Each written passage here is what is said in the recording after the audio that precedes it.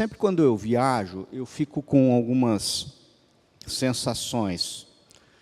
Por exemplo, quando nós estamos em qualquer grande aeroporto internacional, de grande fluxo, nós notamos uma grande variedade de línguas sendo faladas lá. Além de diferentes modos de vestir, as mais variadas culturas, e isso tudo me parece um tanto quanto confuso. Quem aqui nunca pensou, que bom se todos falassem a mesma língua, né? Que bom, né? Se todos tivessem uma mesma língua. A língua, sem dúvida alguma, ela é uma barreira. Barreira que para alguns são maiores, para outros são menores. Se você fala inglês, por exemplo, que é a língua mais falada no mundo, com certeza você vai se virar bem melhor. Agora imagina eu que no português já sou um cebolinha. Tem palavras que simplesmente eu não consigo pronunciar. E com dificuldade eu somente arranho muito mal espanhol e inglês de sobrevivência. Espanhol e inglês de sobrevivência, gente, é um curso que existe com o Joel Santana. O pessoal deve conhecer, sabe? Você aprende ali a pedir Coca-Cola, você aprende, sabe? Acho que dá para fazer esse tipo de curso, sabe? É sobrevivência mesmo, aprender um indispensável para não passar sede, não passar fome e não passar frio. É isso. Mas por que tudo isso? Como surgiu isso? Aqueles que trouxeram Bíblia, eu queria que vocês abrissem em Gênesis capítulo 11. Diz assim a palavra do Senhor: no mundo todo havia apenas uma língua, um só modo de falar. Saindo os homens do Oriente, encontraram uma planície em Sinear e ali se fixaram. Disseram uns aos outros: vamos fazer tijolos e queimá-los bem. Usavam tijolos em lugar de pedras e piche em vez de argamassa. Depois disseram: vamos construir uma cidade com uma torre que alcance os céus. E assim, nosso nome será famoso e não seremos espalhados pela face da terra. O Senhor desceu para ver a cidade, a torre que os homens estavam construindo. E disse o Senhor: eles são um só povo e falam uma só língua. E começaram a construir isso. Em breve, nada poderá impedir o que planejam fazer. Venham, desçamos e confundamos a língua que falam, para que não entendam mais uns aos outros. Assim, o Senhor os dispensou dali por toda a terra e pararam de construir a cidade. Por isso, foi chamado Babel, porque ali o Senhor confundiu a língua de todo mundo. Dali o Senhor os espalhou por toda a terra. Vamos orar? Senhor, fale ao nosso coração, Pai. Que as palavras que saiam dos meus lábios não sejam de persuasão humana, mas palavras vindas do Teu trono e nos transforme, Senhor, meu Pai. Ó Senhor, liberdade plena do Teu Santo Espírito proclamamos aqui. Nós oramos no nome que é sobre todo nome, em nome de Jesus. Amém? Vamos procurar retirar desse texto bíblico algumas lições e até explicações que valem inclusive para os dias atuais. Veja, nós temos no texto a seguinte justificativa do homem. O homem dizendo: vamos construir uma cidade com uma torre que alcance os céus. É lógico que mesmo tendo consciência que o povo daquela época não detinha o conhecimento que nós temos hoje em relação à distância, né? Hoje nós já fomos à Lua, nós sabemos a distância que está. Hoje, através de satélites e através de aparelhos, a gente consegue medir de que distância que está a alguns planetas. Eles não tinham isso, sabe? A distância e a noção certa da dimensão do céu físico e do universo. Mas definitivamente eu não acredito que aquele povo tão bem fosse ignorante a ponto de achar que de fato poderia fisicamente chegar no céu. Estamos aqui diante de uma linguagem figurada. Veja, existem muitas teses sobre as razões que levaram ao intento da construção da conhecida Torre de Babel. Note, alguns estudiosos apontam que a razão da construção da Torre de Babel foi o medo e falta de confiança em Deus. Ou seja, mesmo Deus tendo afirmado de forma clara que não haveria mais dilúvio sobre a terra, o homem, numa atitude assim, digamos, absurda, de se proteger, demonstrando total falta de confiança e até mesmo do temor, resolveu construir uma torre tão alta, que mesmo que se chovesse e tudo alagasse, ele pudesse ficar protegido. Um absurdo. É uma tese que a gente poderia pensar. Agora, na realidade, uma coisa ela é fato. A Torre de Babel, sem dúvida, tratava-se de zigurate, ou seja, uma torre-templo de adoração. Os arqueólogos já descobriram muitas e muitas ruínas de zigurates que foram construídas pelo homem na região da Mesopotâmia, entre os rios Tigre e Eufrates, hoje é onde é a região do Iraque.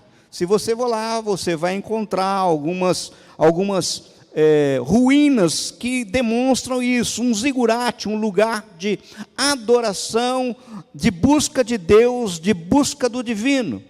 Veja, entenda uma coisa, eu queria que você guardasse no teu coração. O homem, ele é um ser religioso. Desde os tempos mais remotos, ele tem levantado altares. Há povos sem leis, há povos sem governos, há povos sem economia, há povos sem escolas, mas jamais você vai encontrar um povo sem religião. O homem tem sede do eterno. Acho que Deus mesmo colocou a eternidade, esse sentimento no coração do homem. Cada religião busca oferecer ao homem um caminho de volta a Deus. Na realidade, todas as religiões são repetições do malogrado projeto da Torre de Babel. Religião vem do nome religare, que é um projeto humano de tentar fazer com que o homem se religue a Deus. Por isso, quando eu falo a alguma pessoa, fala assim, fulano é religioso, arrepia até o couro do sapato, porque eu tenho muito medo dessa palavra. Agora, antes de seguirmos, vamos entender qual o contexto desse texto. A partir de Gênesis 6, nos é apontada a corrupção do gênero humano que faz com que Deus anuncie o dilúvio. Entendam, o dilúvio, não é um dilúvio, porque dilúvio só existiu um e só vai existir um, nenhum outro. Por quê? Porque inclusive é promessa do Senhor. Essa afirmação está em Gênesis 8, 21 e 9, 11. Então a gente quando fala de um dilúvio, não existe, é o dilúvio. Só existiu um dilúvio, o dilúvio. Nos conhecemos a história, Deus levanta Noé, que constrói a arca, e no caso de toda a humanidade, somente Noé e a sua família se salvam. Deus faz uma aliança com Noé, é aquela que está em Gênesis 9:13, o arco-íris, né? O símbolo do arco-íris, né? Que algumas pessoas tentam tomar posse, aquilo é do meu Deus, aquilo é do Senhor, aquilo é nosso, aquilo é propriedade do Senhor. Sabe, faz uma aliança, e sua descendência é onde estabelece um princípio da semente e da lei, da semeadura e da colheita.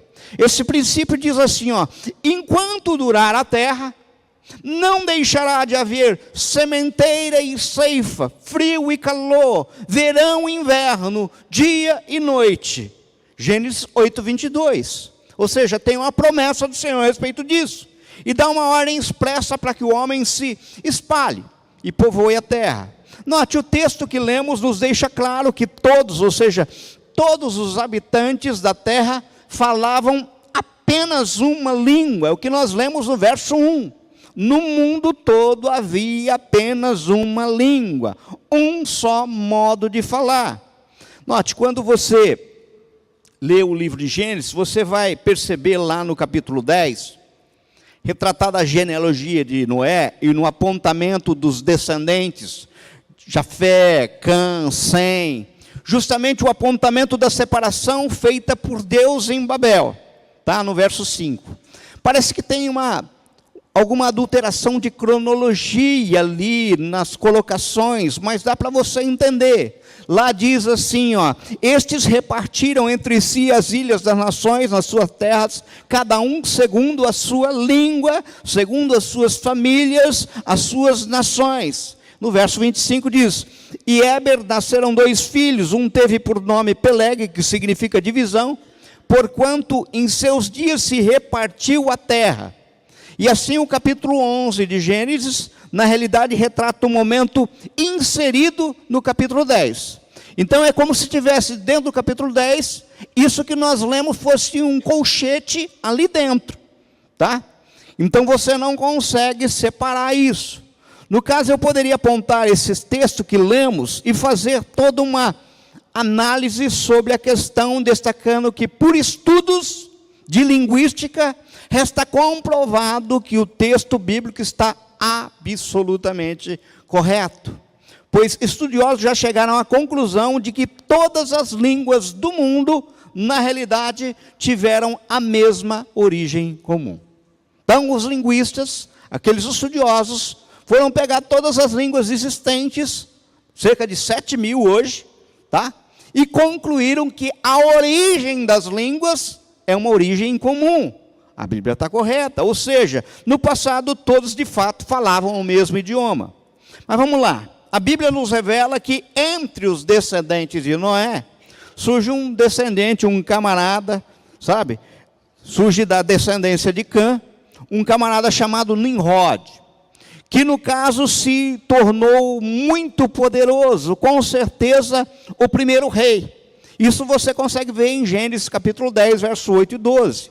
No caso, em detrimento de podermos dar várias abordagens ao texto, em hipótese alguma nós podemos esquecer que a abordagem principal sempre será de estarmos diante da desobediência e da revolta do homem contra Deus.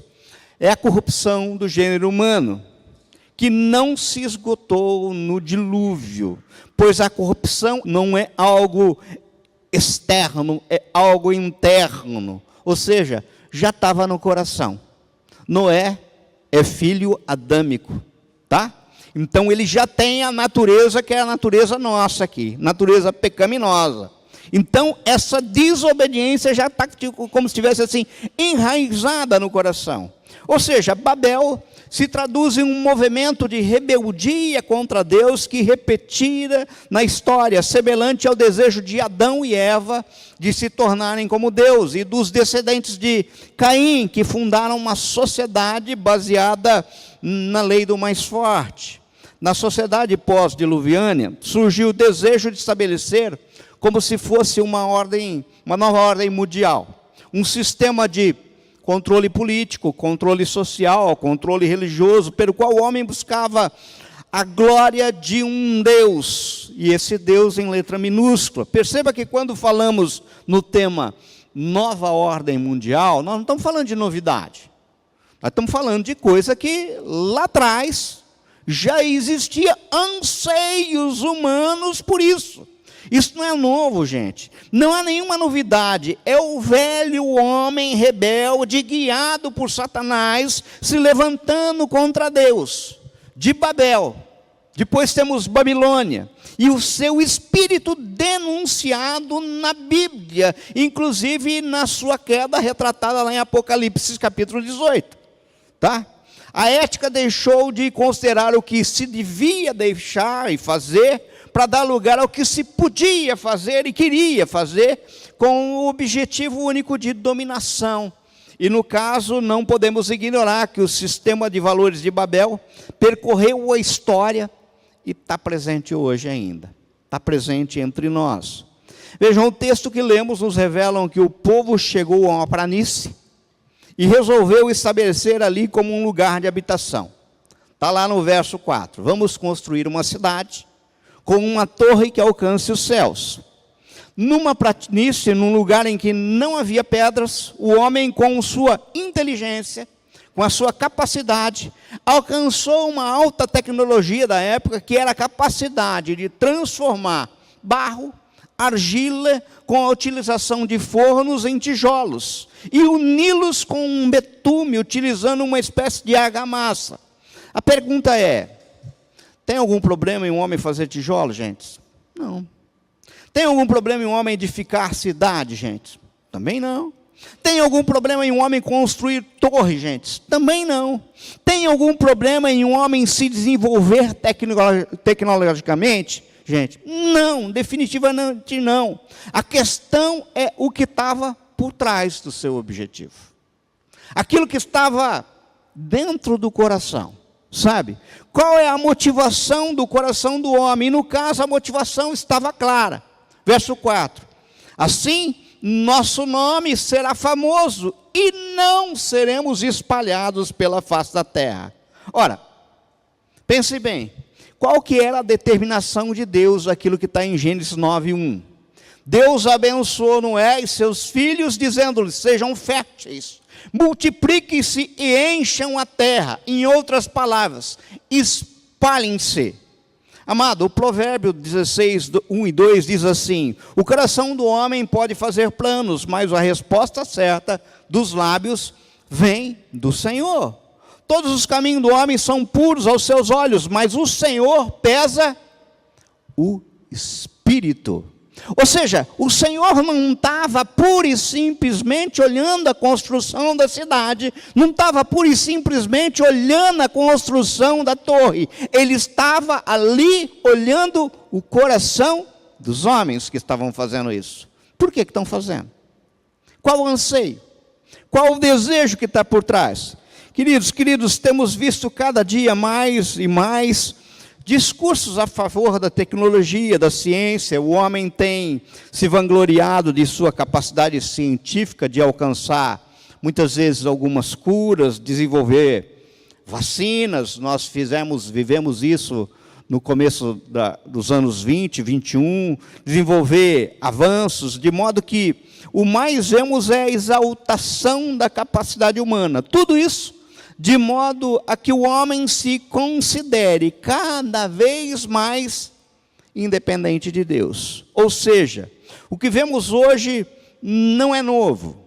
O homem busca a cada dia ser mais e mais autossuficiente, não depender de Deus. A palavra de moda hoje é ciência, que não a exalta em seus discursos, é contra a humanidade. Se a gente pensar em alguma coisa, a gente fala assim: puxa vida, né? Você não confia na ciência, não?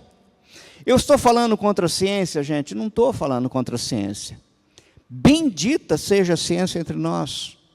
Bendita a tecnologia, que coisa maravilhosa, que coisa linda. Definitivamente não. O que eu estou falando contra é o fato que o homem está ignorando quem é Deus. Aonde está o Senhor em tudo isso?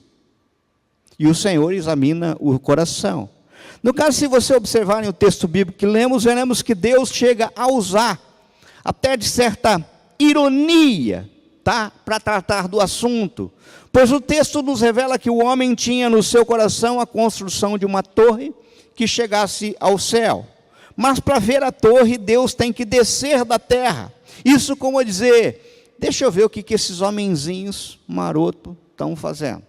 Deixa eu ver qual a arte que eles estão aprontando agora. No caso, Deus executou algumas ações corretivas, tocando em 3 aspectos da vida do homem. E é importante a gente lembrar disso. Primeiro, ele tocou no aspecto da arrogância do homem.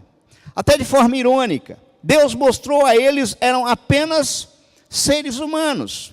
O humanismo idolátrico sempre alimenta projetos, inclusive arrogantes. O texto bíblico nos informa que os homens se uniram não para construir uma cidade e uma torre, mas para construir uma cidade e uma torre em rebelião contra Deus. A questão é aquilo que estava no coração, não é a cidade em si. A gente tem que perceber isso.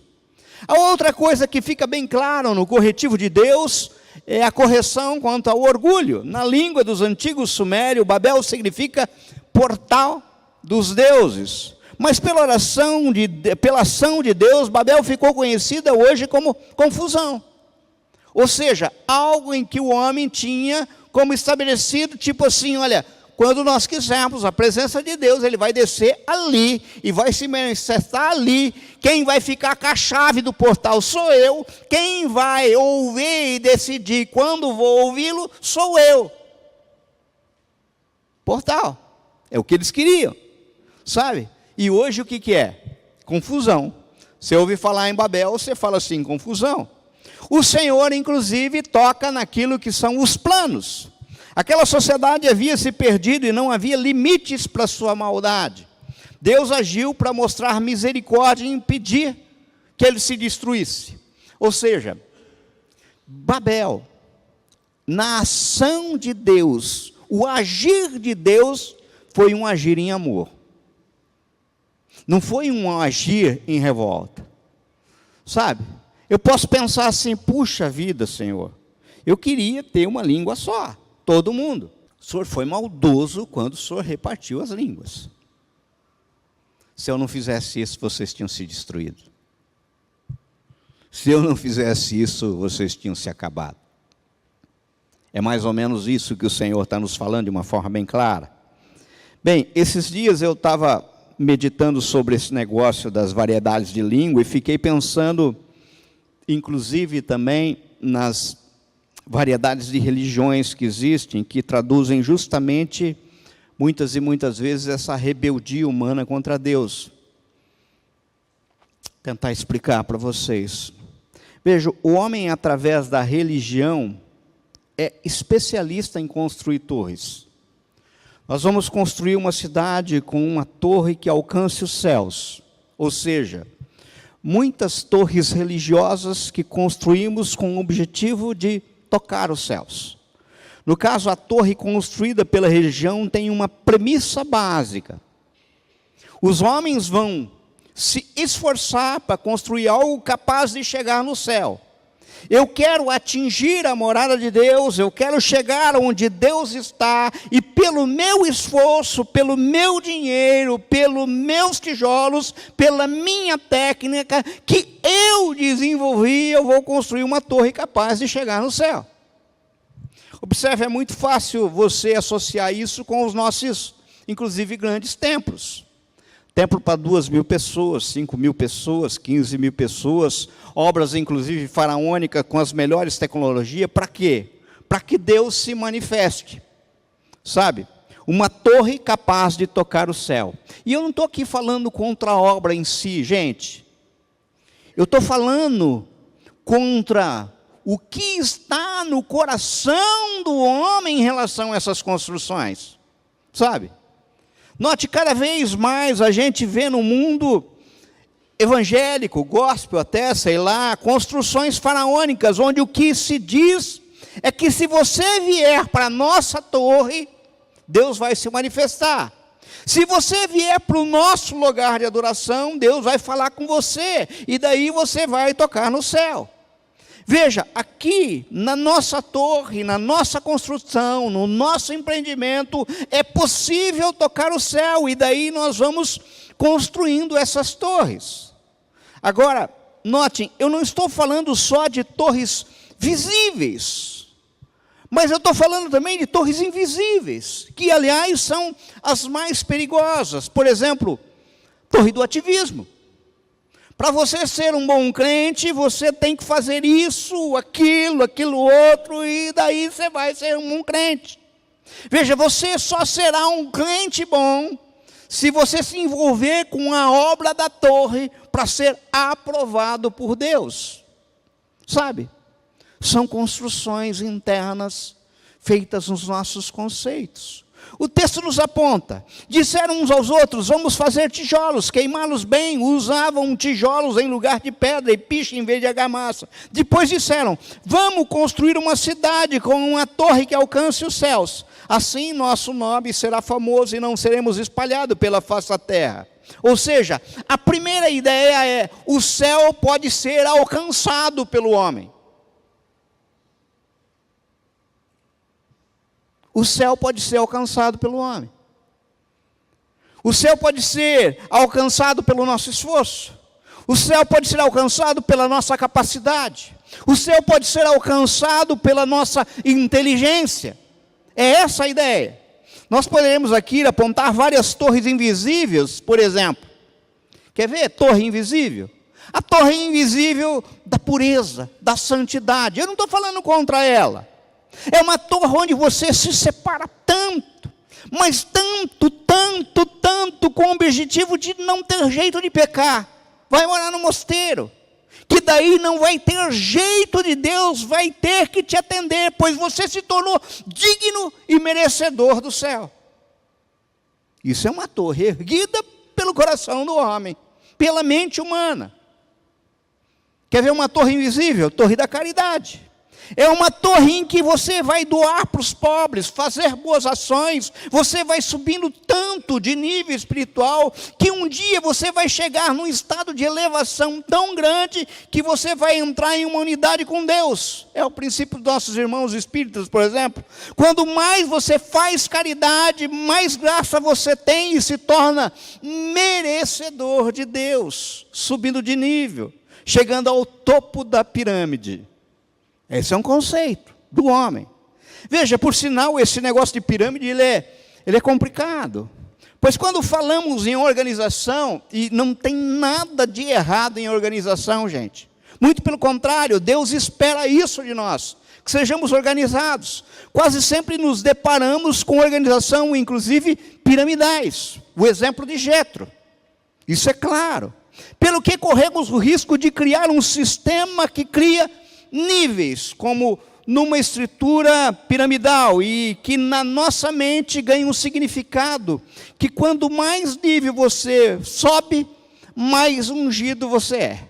É assim, ó, você entra no templo, começa a distribuir no papelzinho, né, nas praças, depois com o tempo você já passa para um, sabe, você já foi discipulado, daí você já entra no ministério, por exemplo, o ministério de louvor. Daí você já é tecladista, está faltando, viu, Jado? Só tem o C.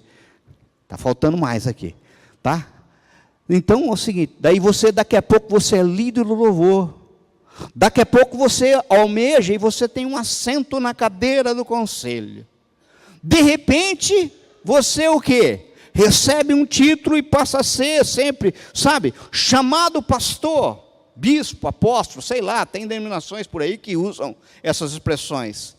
De repente as pessoas começam a olhar você como sendo o próprio Jesus na terra, andando, e as pessoas idolatrando o camarada, porque ele virou o grande ungido de Deus, e isso é perigoso demais, gente. Sabe? Perigoso demais. Isso é idolatria pura, idolatria crente. Tem um amigo, nosso amigo comum, Crovin, que ele até faz uma brincadeira, quando eu ligo para ele, ele conhece a gente na binga, né, Ricardo? Já fala assim, aqui Clóvis, quase querubim ao seu dispor. Tem gente que acha que é assim mesmo, entendeu? Quarta pessoa da Trindade. A quarta pessoa da Trindade, sabe? Gente, todo ser humano sempre vai tentar construir uma torre para alcançar Deus. Veja, a gente está sempre construindo, buscando um método, uma estratégia, um estudo, uma torre para conseguir alcançar Deus. Agora deixa eu dizer um negócio, uma verdade. Nenhuma torre nossa jamais conseguirá alcançar Deus. Não tem torre que a gente faça que consiga ver Deus lá em cima, e nunca houve na história torre que tivesse sido construído por homem, que tivesse dado certo. Então é assim, ó. Eu tenho o desejo de construir uma torre, mas nunca deu certo uma torre. Mas aí, eu acho que agora eu tenho uma nova torre que vai dar certo. Rapaz, surgiu uma nova igreja e essa é uma torre que vai dar certo. Eu estou sentindo, e olha, está enchendo, 2.000 pessoas, 3.000 pessoas, sabe? E você vai ver e vai conversar com aquele pessoa que abriu aquilo lá, fala assim, como é que você teve a visão bíblica?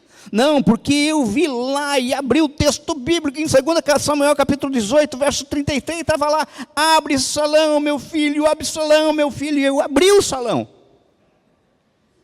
Sabe? É mais ou menos assim. Agora eu estou, muitas vezes, com um novo método. É um grupo de 26 pessoas. Não é 25 nem 27, é 26. Sabe, aquele negócio do grupo dos 12 não deu certo não, mas com 26 dá. Com 26 eu já fiz experiência, dá certo. Daí você faz um novo método, achando que agora você descobriu e que é assim que se faz igreja. Sem entender que igreja é um plano do Senhor Jesus. Sabe? E que tudo já foi feito por Ele. Você nasceu na igreja, cresceu na igreja, não sabia fazer mais, daí você leu um livro, você fez uma visita, você fez um intensivão no final de semana, sabe? Numa igreja maravilhosa, porque é uma igreja que consegue agradar todo mundo, pelo próprio nome da igreja, sabe? Igreja Congregacional Presbiteriana Batista Metodista Pentecostal da Visão Quadrangular, Assembleia do Amor Universal de Deus dos últimos dias. Olha que coisa linda. Coloca todo mundo, sabe? E agora você sabe como é que se faz igreja, sabe? Como é que se faz para que Deus se manifestar? Você achou a técnica da torre de Babel. Agora, queridos, vejam, para construir uma nova torre, uma torre tão grande que chegue no céu, existe uma coisa que você vai precisar fazer, que está implícito no texto, que diz assim, ó: assim o nosso nome será famoso e não seremos espalhados na face da terra. Para construir uma torre grande, é preciso do quê? De um discurso forte, porque esse discurso é forte. Olha que discurso. O nosso nome será famoso e não seremos espalhados. Gente, esse é discurso de igreja forte, de torre forte, sabe? Um discurso que diga: você será famoso. Meu irmão, Deus vai te dar prosperidade. Meu irmão, Deus vai ver a bênção de Deus em tua vida. Quando você se envolver na nossa obra aqui, meu irmão, pense como sua casa vai melhorar. Você vai ser alvo dessa torre. Nós seremos famosos, nós seremos fortes. Você quer uma bênção de Deus? Você quer vitória? Sacrifique o seu dinheiro, inclusive, na construção dessa torre. Parece que eu estou falando alguma loucura ou não? Ou não tem lugar que...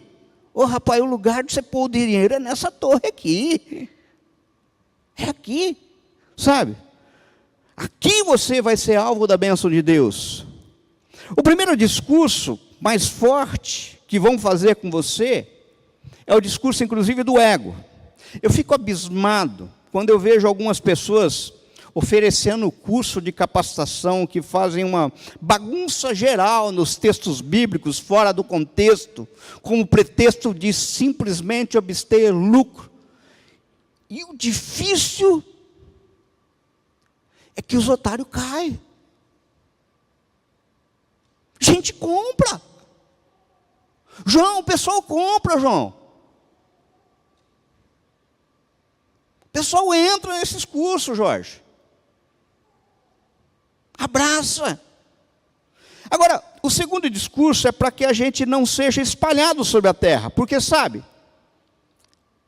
lá fora o mundo está perigoso, meu amigo. Sabe? Aqui é seguro. Lá fora, sabe? Você não vai servir a Deus, não? Você não vai construir a torre, não? Tá? Torre é um lugar de proteção. Sabe? Você não vai ser esmagado por essa terra, pois lá fora é perigoso. O que eu estou dizendo, gente?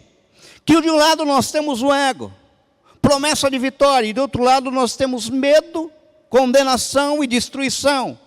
O discurso do medo e o discurso das promessas são discursos fortes. Cativam as pessoas. Veja, são dois discursos que quando maior a torre, maior tem que ser o discurso. Sabe? E quanto maior você se vê esse discurso, maior é a torre que você está construindo. Porque torre pequena não precisa de muito discurso, não. Torre pequena, gente, precisa só disso aqui, ó. Eu não preciso de outra coisa. É só da Bíblia. É só da palavra de Deus. Vou falar um negócio para vocês. Esses discursos que alimentam o ego com promessas de ou causam medo, eles dão certo. A torre até começa a ser erguida. E olha que umas chegam até a ficar bem altas. Mas como não há uma maneira certa de fazer uma coisa errada, chega um dia que Deus desce, pronto. Babel. Vira uma confusão. Babel, para a gente falar lá, beleléu. Cai tudo. Entendeu? Deus confunde a nossa língua. E a coisa vai para baixo, degringola. E daí a decepção. O verso 5 diz assim: o Senhor desceu para ver a cidade e a torre que os homens estavam construindo. E daí vocês sabem o que aconteceu. Daí eu chego a uma conclusão. Eu acho que o fim de uma torre construída por homens para alcançar Deus é ser destruída pelo próprio Deus. E sempre vai ser assim. Você não está aqui porque foi opção tua. Eu acredito, efetivamente, que esse dia, esse horário foi escrito na eternidade pelo Senhor. Sabe? Eu acredito nisso. Assim, a pergunta hoje é: nossos esforços em casa, na família, no trabalho, na igreja, estão sendo no sentido de construir algo realmente de acordo com os propósitos de Deus, ou a base não está meio semelhante com Babel, não? Veja, quando você pega a Bíblia e abre lá nos Evangelhos e vê Jesus, e tudo quanto fez e ensinou, não tem jeito de não achar aquilo maravilhoso. Pois convenhamos, até aqueles que não são cristãos acham Jesus o máximo.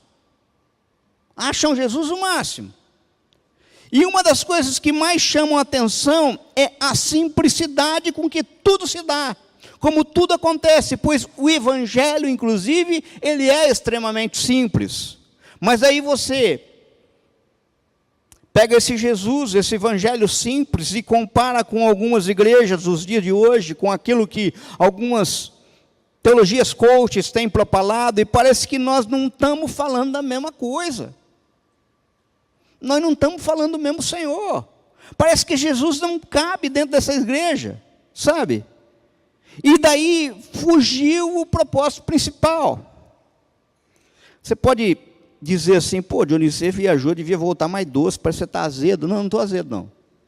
Eu estou super contente, feliz. E eu estou falando aquilo que o Senhor me mostrou, olhando algumas coisas que, fala assim, não tem sentido. Não tem sentido. Não tem sentido o tamanho dessas igrejas. Não tem sentido. Não tem sentido essas igrejas que se tornaram pura e simplesmente palco de obras de arte. Não tem sentido.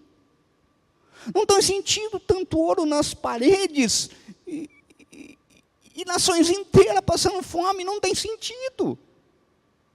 Não tem sentido.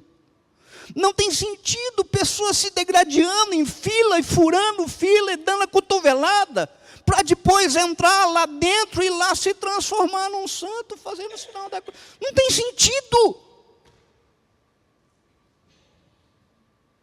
E tudo caminha para isso. Coração. Aonde está o coração do homem? Sabe? Tanta gente falando besteira na internet. Queridos, vocês se lembram da tentação de Cristo? Mateus 4. Como é que Satanás fez? Olha o discurso de Babel. Porque tem uma coisa que Satanás não é criativo. Ele usa sempre a mesma estratégia. É a mesma coisa, sabe? Olha, Jesus, você vai lá para o lugar mais alto do templo, da cidade santa, lá no topo, sobre o pináculo do templo, e daí você se lança, assim de preferência com um salto triplo mortal, carpado de costa, e quando você cair de pé, todo mundo vai olhar para você e você vai se tornar famoso. Discurso de Babel, idêntico. Sabe? Mesma coisa, sabe? Você dá aquelas piruetas, faz surfando, e quando você cai assim, sabe? E o que o Senhor Jesus faz? Não tentarás o Senhor teu Deus. Daí Satanás fez o quê? Vamos para cima do monte. E veja, gente, cima do monte a gente pensa que é lugar de Deus, mas Satanás também leva para cima do ponte. Estão entendendo ou não? Porque tem pessoas que falam assim, não, eu subo no monte para ouvir Deus. Sabe? Tem muita gente subindo em monte e não ouve Deus nem coisa nenhuma, está vindo outra coisa. Tá? A gente tem que tomar muito cuidado com isso. Olha aqui, os reinos desse mundo e toda a glória é mole, tudo isso será teu. Se você me adorar, você vai ter poder, você vai ter vitória, você vai ter prosperidade, eu vou te dar os palácios. Gente, mesma conversinha de papel, mesma conversinha. Jesus, vai-te embora, Satanás. Na realidade, até parece que hoje existe um modelo por aí que está cedendo a essas tentações de fama, poder, riqueza, forma, estratégia. É torre alta pra caramba, sabe? E exige sacrifício tremendo para alcançar o céu, para tocar o céu. Rapaz, Jesus vai descer para ver essas torres aí, e eu não quero nem ver o que vai acontecer. Mas então qual que é o caminho? A Bíblia conta essa história para mostrar o contraste, ou seja, Abraão, que depois se tornou Abraão, no caso Deus fala para Abraão mais ou menos assim, ó, larga essa terra, a sua parentela e vai para onde eu te mandar. Você vai se espalhar como eu falei para Noé lá atrás. Não é andar para cima, não é andar para os lados, ou seja, você não vai ficar onde a galera te idolatra. Pois aí eu vou mostrar como esse pessoal aí, como é que se chega no céu. Como é que é ir até o céu. Eu vou te dar uma promessa que em ti serão benditas todas as famílias da terra. E isso se dará por fé. E Abraão saiu. Foi daí que começou uma relação de promessa e de salvação do homem pela fé. Que é o caminho certo para que a gente possa chegar à presença de Deus. Ou seja, essa escada a gente constrói com fé. Não é com argamassa. Não é com ideologia. Não é com ideias mirabolantes. Agora, o caminho na história, encontramos uma mensagem bíblica maravilhosa, que acontece inclusive com o neto de Abraão, Jacó. Abram suas Bíblias no Gênesis 28. Vamos ler alguns versos aqui. Gênesis 28, a partir do verso 10. Olha o que está escrito. Jacó partiu de Berseba e foi a Harã. Chegando a determinado lugar, parou para pernotar, porque o sol já se havia posto. Tomando uma das pedras, dali usou-a como travesseiro e deitou-se. E teve um sonho, no qual viu uma escada apoiada na terra. E o seu topo alcançava os céus. E os anjos de Deus subiam e desciam por elas. Ao lado dele estava o Senhor, que lhe disse, eu sou o Senhor, o Deus de seu pai, Abraão, e o Deus de Isaque. Darei a você e seus descendentes a terra na qual você está deitado. Verso 16. Quando Jacó acordou do sono, disse, sem dúvida, o Senhor está nesse lugar, mas eu não sabia. Teve medo e disse, temível é esse lugar, não é outro senão a casa de Deus. Esta é a porta dos céus. Verso 19. E deu o nome de Betel, aquele lugar. Veja, no texto de início nós vemos uma Babel, que significa portal do céu, que é uma torre, uma espécie de escada, construída pelo homem para alcançar Deus. Mas aqui nós vamos ver uma Betel, que significa casa de Deus, porta do céu, que é uma espécie de torre escada construída não por homem, mas por Deus, mostrando a porta do céu feito fundamento da sua promessa.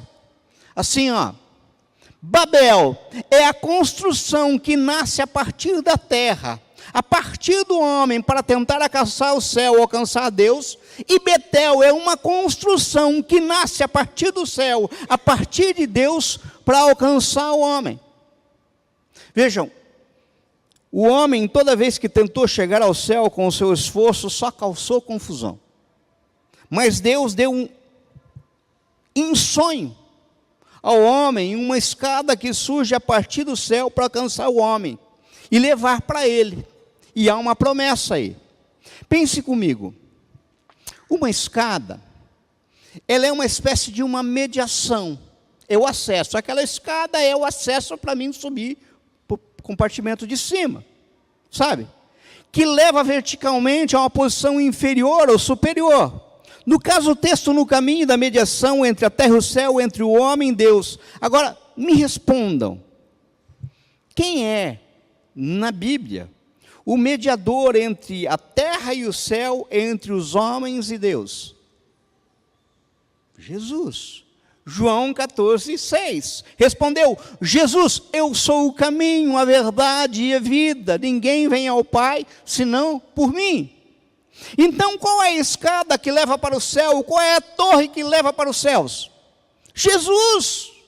Nós cantamos aqui: a ti, só a ti, a glória é só do Senhor Jesus. Vejam que Jesus não é só o caminho.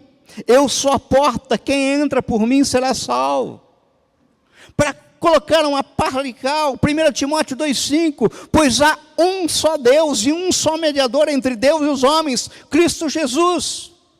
Então a pergunta: caminho, torre, escada, porta, nos leva para o céu, e até Deus é feita por nossa capacidade de fazer tijolos, capacidade de lidar com betume, por nossos métodos, por nossa estratégia, pela tecnologia, pela ciência?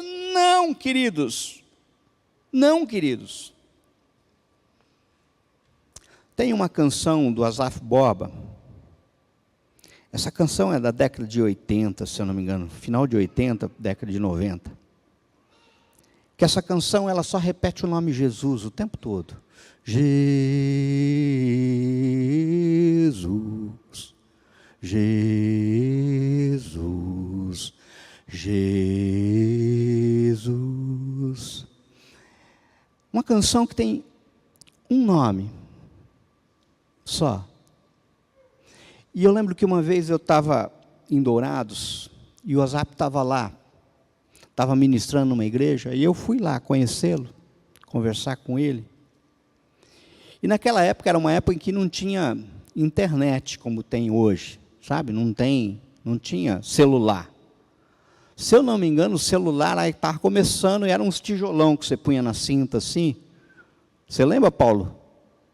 Meia hora de carga, 24 horas carregando. Era aquilo lá, sabe? Era a única coisa que tinha. E eu lembro da história dessa música. Ele é porto-alegrense. E quando ele compôs essa música, na realidade é só a música e a voz de Jesus, Jesus. Ele foi cantado num ginásio. E de repente a música se repete e para. E as pessoas param de cantar, mas a música não para de ecoar. É como se os anjos estivessem tomando conta daquele lugar, sabe? E repetindo o nome de Jesus o tempo todo, o tempo todo, o tempo todo, o tempo todo. A gente muitas vezes não tem ideia da dimensão do poder que há no nome de Jesus, da grandeza que há no nome de Jesus, de que Jesus basta. Sabe? De que Jesus basta. Veja, eu acho que ficou claro para nós que não há uma maneira certa de fazer uma coisa errada. Pelo que devemos estar sempre no centro dos propósitos de Deus.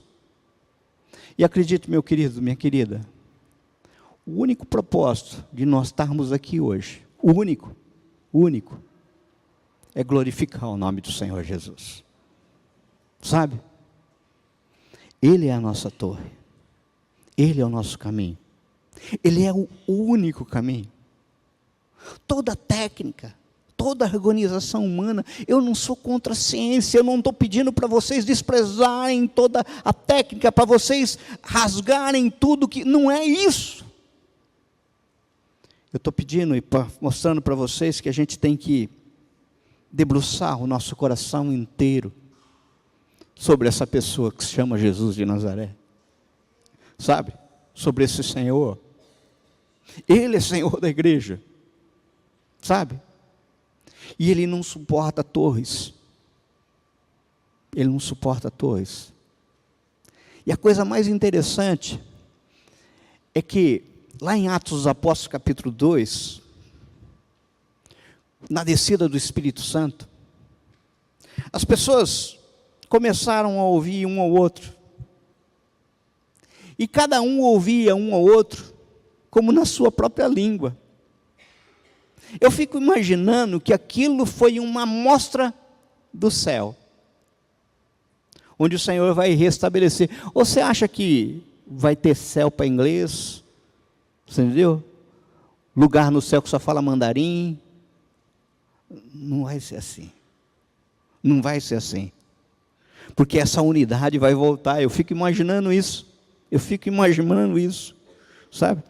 Eu acho que, inclusive, que não vai ter escola de inglês no céu. Então, os professores ganham dinheiro aqui, porque lá não vai ter jeito. Sabe? E eu vou concluir. 1 Coríntios, capítulo 8, verso 6. Para nós, porém, há um único Deus, o Pai, de quem vêm todas as coisas, para quem vivemos, e um só Senhor, Jesus Cristo, por meio de quem vieram todas as coisas, por meio de quem vivemos. Eu, você, nós, precisamos aprender, ter bem claro em nossa mente a lição de Babel, antes que o Senhor desça, pois Ele vai voltar. Ele vai voltar. E Ele está hoje examinando os motivos do meu coração. No livro de Apocalipse, Babilônia representa a cidade de homens da tecnologia, da ciência, da ética determinada pelo lucro, da religião universal e inclusiva.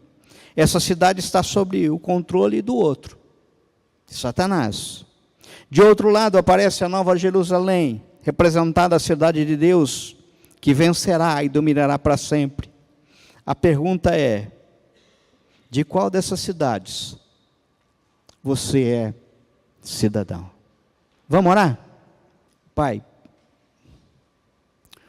oramos proclamando liberdade plena do Espírito Santo, para que todos quanto ouvir essa mensagem, se estão nesse negócio de construir torres arrogantes, torre de desobediência, torres a serviço do espírito que domina o mundo, torres da Babilônia, que caiam em si, que volte os olhos para o Senhor, que toda essa Babel, essa confusão seja desmascarada. Retire a escama dos nossos olhos, Senhor. É o que te pedimos, Pai, no nome que é sobre todo o nome, Senhor meu Deus, no nome de Jesus, no nome de Jesus, amém?